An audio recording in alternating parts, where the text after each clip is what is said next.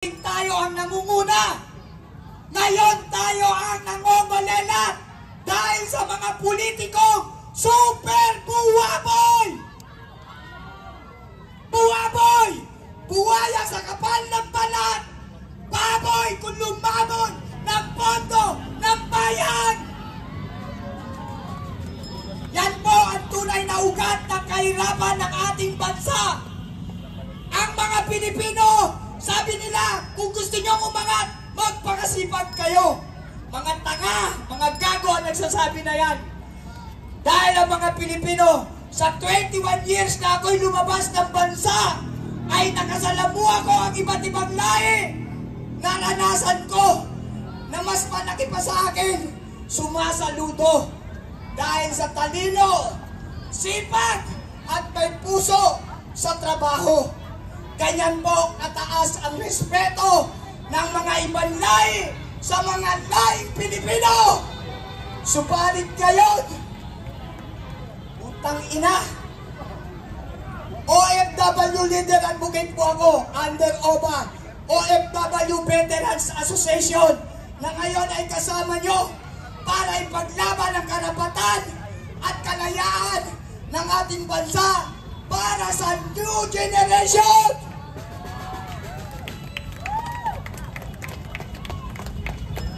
Alam nyo ba na ang bansang Pilipinas ay isa sa mga lupang ipinangako? Lupang ipinangako sa Biblia ay isa ang bansang Pilipinas. Subalit, dahil sa mga demonyong mga politiko na super kurakot at buwaya at baboy, naghihirap ang ating bansa habang sila ay yumayaman, yumayaman, yumayaman, yumayaman ng yumayaman. Sabi ko nga, wala man lang politiko, meron dyan ilan-ilan. Outnumber ang mga matatalino at matitino nating politiko. Outnumber. Meron naman yung mga nasa linya ng PDP, mga magagaling yan, mga magiting at magigising, at mga may malasakit sa bayan.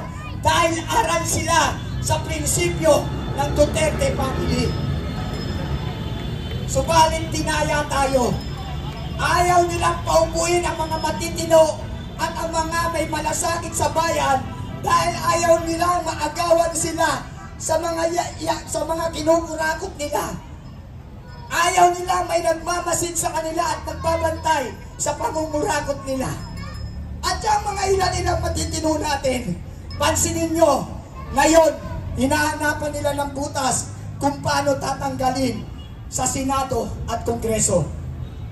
Ganyan po ang laro ng politika. Kung hindi ka umaayon sa amin, tanggal ka. Or sisirain ang pagkatao mo. Demoralize ka. Ganyan po kasama ang ating politika. Kaya sa araw na ito po ang simula at tatapusin natin ito. Pakiusap ko sa mga mahal nating kababayan.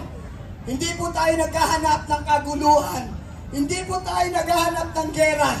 Naghahanap po tayo ng katarungan at kapayapaan at kaunlaran sa ating bansa. Hindi po tayo nananawagan ng himagsikan.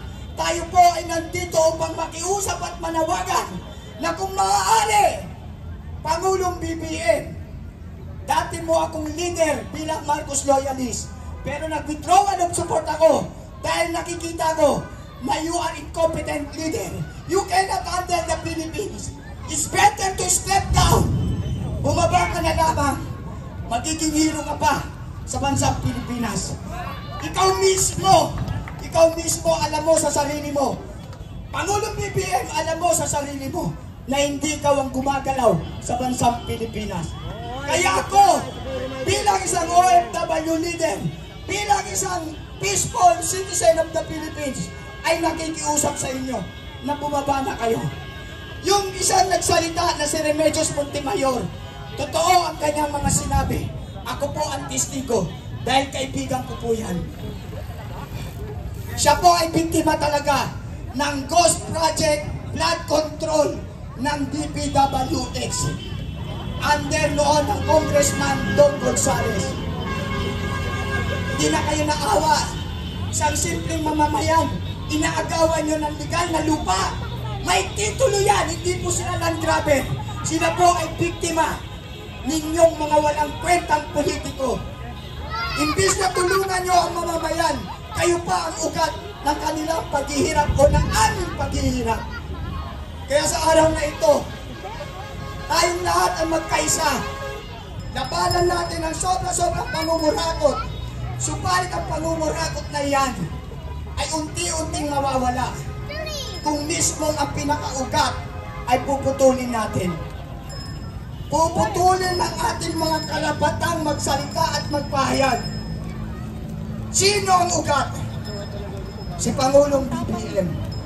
Kung si Pangulong BBM ang magsisimulang magpapaka-gentleman, magpapakatao at bumaba siya sa kanyang pwesto, ang kapayapaan at kaunlaran ng ating bansa ay magsisimula. Dahil tayong lahat ay uhaw na uhaw sa kalayaan na ipinaglaban ng ating mga bayani. Subalit ngayon ang nakakalungkot, ang umaagaw ng ating mga kalayaan at karapatan ay ang mga buwaboy na politiko sa ating lipunan. Paano na ang next generation kung hindi tayo magsasalita? Paano ang next generation kung tayo'y matutulog na lang sa isang tabi at tatanggapin na ang bagyo ay normal lang?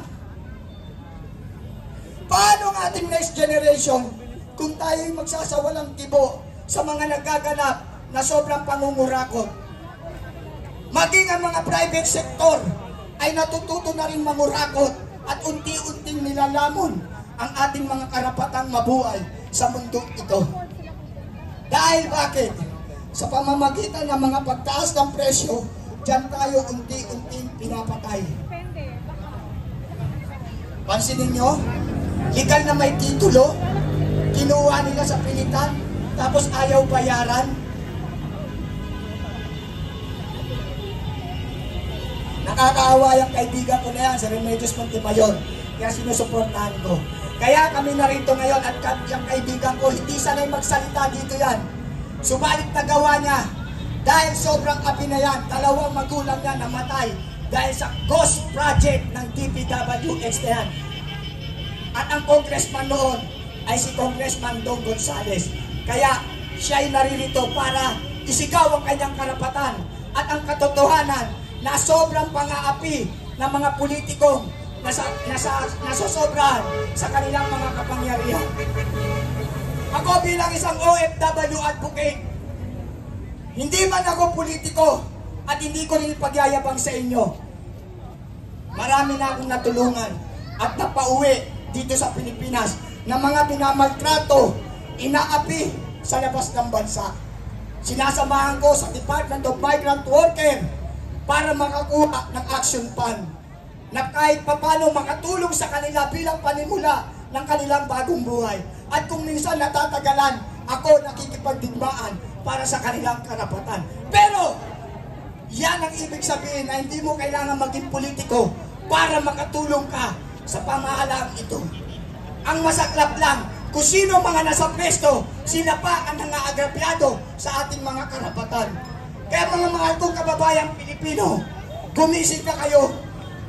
Gumising na kayo, ilaban nyo ang next generation. Dahil kung hindi tayo lalaban ngayon, sino pa? At kung hindi ngayon, kailan natin makukuha ang kalayaan na inagaw ng mga politikong ito, ng mga super buwaboy? Kaya sana, hindi lamang tayo ganyang karami. Hindi po ito panawagan ng isang rebelyon o sedisyon. Ito po ay panawagan ng mga sentimiento ng mga mamamayang Pilipino na sobra ng aping-api sa antas ng pamumuhay. Kung hindi natin sisimulan, darating ang panahon, ang mga kabataan yan ay hindi na makapag-aaral dahil sa taas ng tuition fee na walang kumukontrol. Bakit walang kumukontrol? Abala silang lahat sa investigasyon. Abala silang lahat sa pamumulitika. Puro politika, politika, politika, politika. Wala na silang inintindi kundi politika. Wala nang development na iniisip. Meron mang ilan politiko natin na gustong ma-develop ang Pilipinas. Subalit outnumber sila. Kulang sila sa bilang. Yan ang nakakalungkot. Meron nga tayong mga politiko na mga matatalino gumagawa ng tama at serbisyo sa Pilipino. Subalit konti lamang sila. Mas marami ang buwaboy. Kaya maraming salamat sa nag-organize ng event na ito. Dahil dyan nyo makikita ang kanilang pagmamalasakit sa ating bayan at mamayan. Sila ang naging instrumento ng Diyos para tayo magsama-sama, para tayo magkaisa, para tayo magkaroon ng isang boses na labanan ang sobrang nagpapahirap sa ating bansa. Marcos, step down! Step down! Step down! Step down! Resign! Resign! Resign! Kung hindi mo rin lang kayang hawakan ang bansang Pilipinas dahil ang nasusunod ay ang buwaya sa paligid mo, ibigay mo na sa karapat-dapat. Ibigay mo na as per Constitution who's the next president if the president is incompetent. As per Constitution, who? Kayo na magsalita niyan, hindi ako. Pero alam nyo kung sino yan. As per Constitution, hindi natin didiktahan ang taong bayan. Ang konstitusyon ang maghahayag kung sino ang karapat-dapat na pumalit kapag ang ating leader o ang ating pangulo ay wala na sa tamang paggawa ng kanyang tungkulin bilang ama ng ating bansa. Na maraming mga Pilipino na papabayaan na dahil sa sobrang pamumulitika. Lumalangoy na kami sa kumunoy ng kahirapan. Kaya sana naman, panawagan ko at panawagan ng mga lahat ng mamamayang Pilipino, mga kurakot na politiko, tama na, sobra-sobra na kayo. Mayaman na kayo, tigilan nyo na. At kung maaari, abolish smart magic. Dahil yan din ay isang ugat ng kahirapan ng ating bansa. Dahil ang nabuboto nila ng makina na yan ay yung mga hindi dapat umupo sa gobyerno. Kaya para sa aking opinion at proposal, abolish smart magic, resign the President of the Philippines, and mabuhay tayong lahat mga mamamayang Pilipino. Pagpatuloy natin ang laban, alang-alang sa mga next generation. Inuulit ko, hindi po kami mga traditional realista, hindi po kami kasama ng mga nanggugulo, hindi po kami kasama ng mga nanunulog dyan. Kami po ay mga law-abiding citizen of the Philippines. Napilitan lang kami lumabas dahil sobra na ang aming kaapihan na dapat tugunan ng gobyernong ito kung paano paunlarin ang ating bansa. Maawa naman kayo mga politikong kuragot. Sabi nga nila, wala raw kayong mga puso. Subalit, lagi natin tatandaan, nothing impossible to the power of God. Ang Diyos ang makapangyarihan sa lahat. At ngayon ang Diyos, unti-unting papasok sa mga puso ninyong mga kurakot kayo upang kayo konsensya at gisingin na maisip nyo naman na ang bayan at mamayan. Sana naman, magbago na kayo. Step down! Pangulong BBM, resign! Resign! Resign! Maraming salamat po. God bless. Maraming salamat po. Pinipigay pa rin ang ating programa. May pumapase na nakuhapis na vlog. Hindi pa rin natatakot. Huwag kang papasok dito po. Hindi ka makalabas ng buhay dito. Ang ina mo.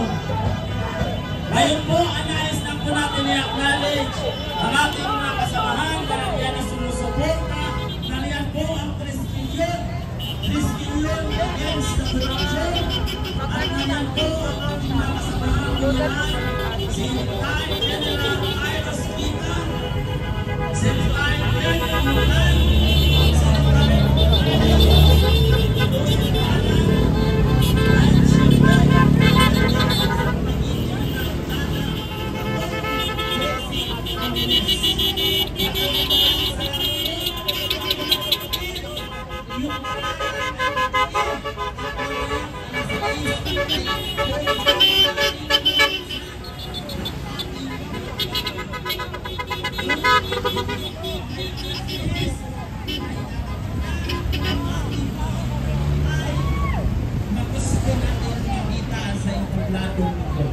kaya iniimbitahan po namin lahat ng mga viewers, pumunta na at makiisa sa labang ito, laban kontra korupsyon. Pumunta na kayo dito at makiisa, sama-sama tayo harapin ang problema ng bansa ng may pagkakaisa bilang Pilipino. Yan lamang, at papakinggan po muna natin ang tinig muli ni Kuya Mark Makabayan, boses para sa bayan. Alakpan ka naman dyan! Also, ladies and gentlemen, Mike Makabayan!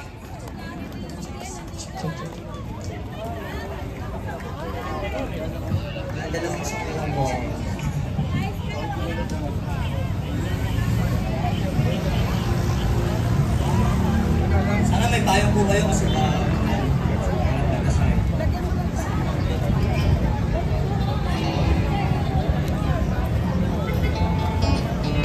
Ladies and gentlemen, please welcome on stage, Mike Makabayan! Palakpakan mo dyan!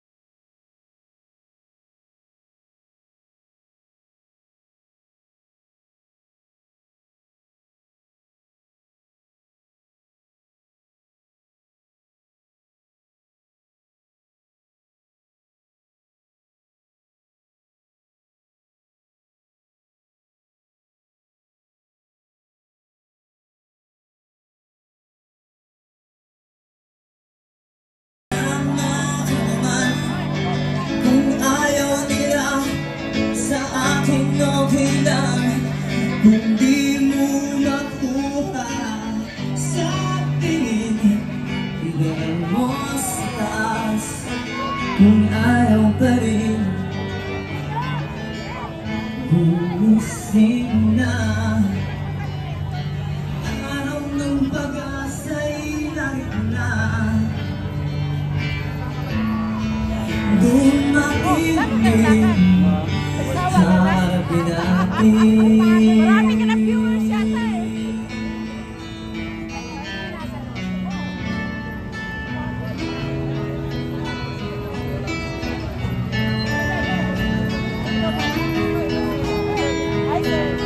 Kaping ang puso